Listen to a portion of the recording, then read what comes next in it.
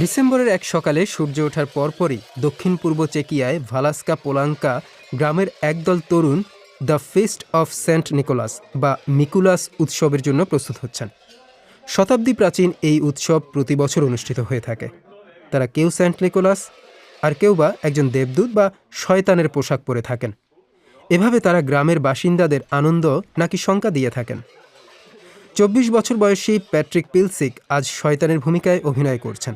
১৭ বছর বয়স থেকেই তিনি এই ঐতিহ্যের অংশ।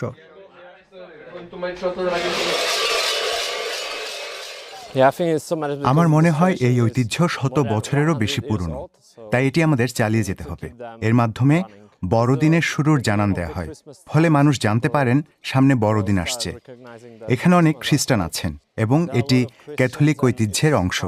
মানুষ সারাদিন মজা করে, তাই লোকজন এতে অংশ নিতে অনুপ্রাণিত হন। তারা খুশি হন কারণ এর জন্য আপনি একদিন কাজ থেকে ছুটি নিতে পারেন। তারপরে থাকে শনি ও রোববারের ছুটি।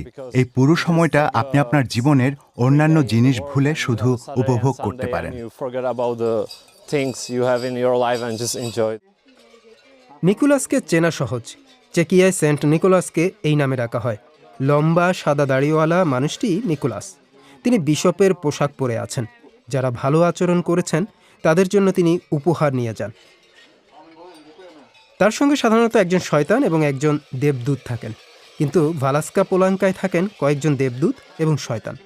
শয়তানরা ঐতিহ্যগতভাবে কালো পোশাক পরেন, প্রায়ই পশমে ঢাকা থাকেন, আর সাধারণত তাদের লাল বা কালো শিং থাকে।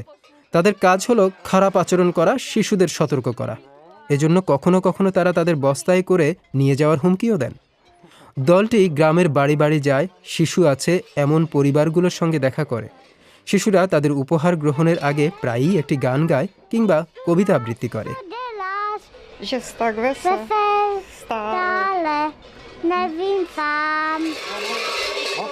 খুব ভালো, তোমার হাতটা আমাকে দাও।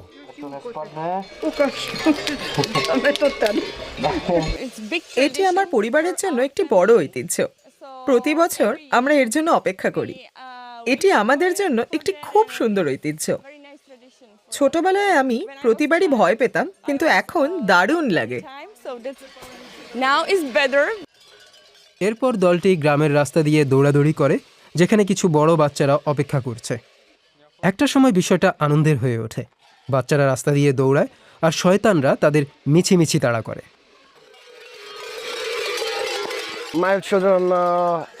আমার বাচ্চাদের সারা বছর ধরে ভালো আচরণ করতে হবে, কারণ তা না হলে মিকুলাস তাদের নরকে নিয়ে যাবে। আমার স্মৃতিতে যা আছে তাতে মনে হচ্ছে মুখোশগুলো একই রকম আছে। পুরনো মুখোশগুলো এখনও ঐতিহ্য ধরে রেখেছে। আমাদের সংস্কৃতির জন্য এটি খুবই গুরুত্বপূর্ণ, কারণ আপনি জানেন, যদি আমরা ঐতিহ্য ভুলে যাই তাহলে আমরা থাকব না। প্যাট্রিক পিলসিক জানান, অনেকেই মনে করেন এই ঐতিহ্য শিশুদের জন্য ভয়ের হতে পারে। তবে অন্যদের যুক্তি হচ্ছে, নিয়ন্ত্রিত পরিবেশে ভয়ের মুখোমুখি হওয়া শিশুদের বিকাশের জন্য ভালো। তিনি বলেন, অনেক শিশু এমন স্মৃতি তাদের বয়ঃসন্ধি পর্যন্ত নিয়ে যায়। এটি শিশুদের ভয় দেখানোর বিষয় নয়। আমরা শিশুদের জন্য এটি করছি। আমি মনে করতে পারি না যে কেউ কখনো শিশুদের ভয় দেখানোর চেষ্টা করেছে। প্যাট্রিক পিলসিকের জন্য এই ঐতিহ্য শুধু পোশাক, সাজসজ্জা এবং একটি পরিবেশনার চেয়েও বেশি কিছু।